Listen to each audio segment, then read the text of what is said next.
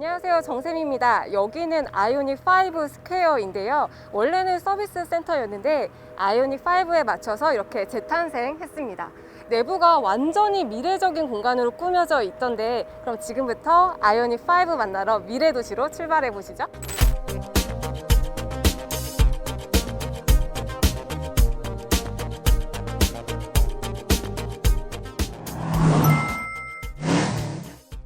네, 아이오닉은 이온과 유니크를 조합해 만든 브랜드 아이오닉에 차급을 나타내는 숫자 5가 붙여져서 아이오닉 5가 됐는데요.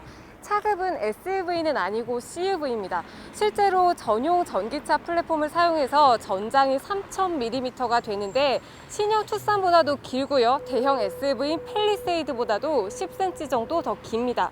사진으로 봤을 때는 조금 아기자기한 이미지였는데 실제로 보니까 오히려 좀 듬직한 모습이에요. 네, 전면 디자인의 키워드 픽셀입니다. 픽셀은 사진을 구성하는 최소 단위인데요. 차량 곳곳에 픽셀의 형상이 들어가서 자동차보다는 로봇 같은 캐릭터를 구축한 것 같아요. 실제로 전통적으로 차를 디자인할 때 사비연필을 들고 스케치하는 방식인데 아이오닉 5는 디지털 데이터를 통해 추출된 선, 각, 도형을 활용했다고 합니다. 그 중에서 가장 시선을 끄는 건 이 사각의 헤드램프인데요. 이렇게 한 손바닥 크기 정도 되는 헤드램프가 2개, 오른쪽에도 2개 위치하고 있습니다. 왼쪽부터 오른쪽까지 하나의 테두리로 이어지면서 사이보그에서나 쓸 법한 그런 안경을 쓰고 있는 느낌이죠. 자세히 보면은 이 안에 사각의 헤드램프가 있고요. 그 겉을 주간주행등과 방향지시 등이 겸하고 있습니다. 디테일이 픽셀 형태로 다양하게 들어가 있습니다. 그 밑에는 이렇게 화살표 형태로 되어 있는데요. 이게 무슨 역할일까 궁금했는데 이 차량의 충전량을 빛으로 보여주는 역할을 한다고 합니다. 이 윗부분에는 현대차에서 처음으로 상반부 전체를 덮는 보닛이 들어가 있어요. 그래서 면과 면이 만났을 때 생기는 퍼팅 라인이 없습니다. 매끄럽고 볼륨감 있게 처리를 했죠. 그리고 가운데 부분에는 현대차 로고가 대문짝하게 빵 하고 들어가 있습니다. 아이오닉을 만든 게 너무나 자랑스러운 것 같죠? 측면을 전체적으로 보면 앞부터 이렇게 끝까지 쭉 이어진 직선이 눈에 띄죠. 이 직선의 캐릭터 라인을 다시 사선의 캐릭터 라인이 받고 있는데요.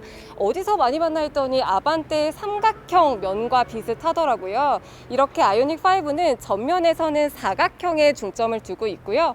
이 측면에서는 삼각형을 강조하면서 다양한 도형과 선을 그려내고 있습니다. 상당히 개성 있고 강렬하죠.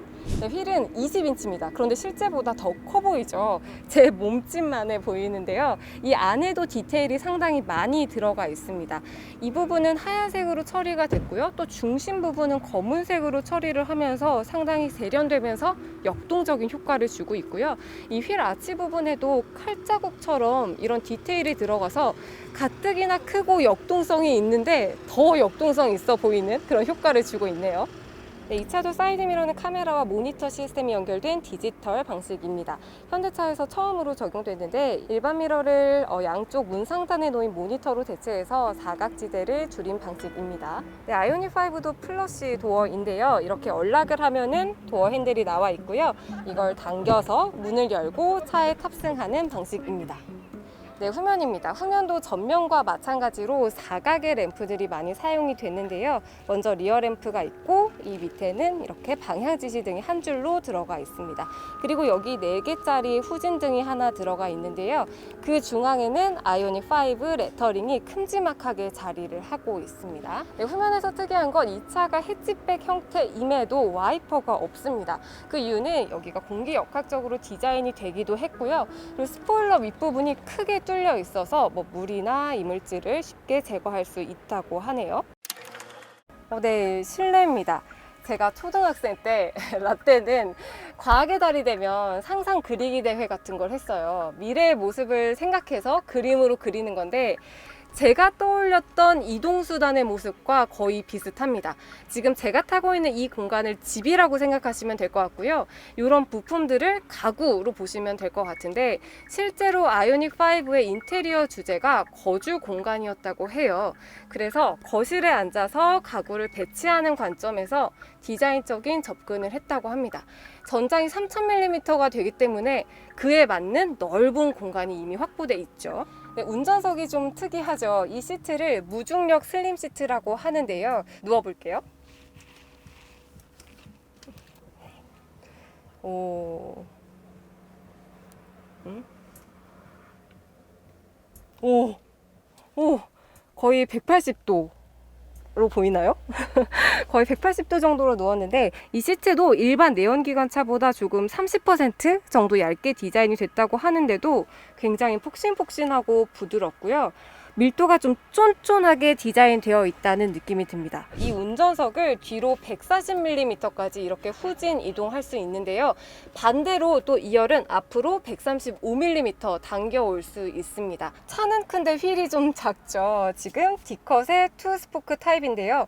특이한 건 여기 엠블럼이 없습니다. 그리고 4개의 픽셀만 들어가 있는데 향후 양산차에서는 이곳에 다른 무언가가 들어갈 수도 있다고 하네요.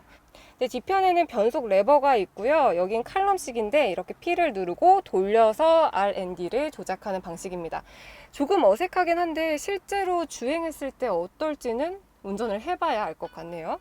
또 그 뒤편에는 12인치 계기판과 12인치 인포테인먼트 스크린이 하나의 일체형으로 위치하고 있습니다. 그 밖의 꽃을 하얀색 베젤이 감싸고 있는데 보통 내연기관차에서는 검은색이었잖아요. 그런데 이 아이오닉 5는 전기차답게 하얀색 베젤과 아이오닉 5만의 폰트 UI를 사용했다고 합니다. 조작 버튼이 뭔가 새로운 게 있을 줄 알았는데 그렇지는 않고요. 다만 이런 대시보드가 굉장히 얇아져서 이 공간을 확실히 넓게 쓰고는 있죠. 그리고 아까 팁을 하나 얻었는데 아이오닉 5를 주차할 때 운전석 너무 가깝게 주차를 했다면 여기를 이렇게 쉽게 넘어가서 이쪽으로 내릴 수 있다는 장점이 있습니다. 보시는 것처럼 이 부분에 센터페시아는 생략이 되어 있습니다. 유니버셜 아일랜드 앞부분에는 컵홀더 2개가 있고요. 그리고 고속 무선 충전기도 자리하고 있습니다. 이 부분은 센터 콘솔이어서 여기 이렇게 간단하게 무언가를 넣을 수 있는 공간이 있는데 이 밑에 트레이에는 뭐 노트북이나 핸드백 같은 것을 수납할 수도 있게 되어 있네요. 네, 2열입니다. 개방감이 있고 시원한 공간감이 있긴 한데요. 머리 공간은 그렇게 넓지 않습니다. 주먹이 하나 정도 들어가고요. 레그룸은 넓습니다. 주먹이 한 3개 넘게 들어가고 다리 공간도 꽤 넉넉하죠. 이런 공간의 쾌적함도 있지만 소재도 친환경적으로 사용됐다고 해요. 아무래도 아이오닉 5가 지속 가능성을 강조하고 있기 때문인데요. 사실 이렇게 미디어 첫 전시를 할 때는 새로운 자료가 공개가 되는데 오늘은 그런 건 없고요. 추후에 구체적이고 정확한 주행거리와 가격이 나온다고 합니다. 지금까지 공개된 걸 보면 일단 72.6의 롱레인지와 58.0의 배터리가 탑재되는 스탠다드 모델 이렇게 2가지가 있고요. 1회 충전으로 주행 가능한 거리는 한 430km 정도가 될 걸로 보입니다. 그리고 가격이 5천만 원대로 책정이 돼서 아마 개소세나 구매 보조금을 포함하면 3천만 원대에서 구매가 가능할 것으로 보이네요. 네, 아이오닉 5는 에너지를 외부로 공급하는 V2의 기능도 사용할 수 있습니다. 차량의 하나의 보조 배터리가 되는 셈인데요. 이렇게 에너지를 사용하고 충전하고 다양하게 소비하는 미래 에너지 시대가 가까워진 것 같죠? 오늘도 시청해주셔서 감사하고요. 또 다음에 멋진 차와 함께 돌아올게요. 감사합니다.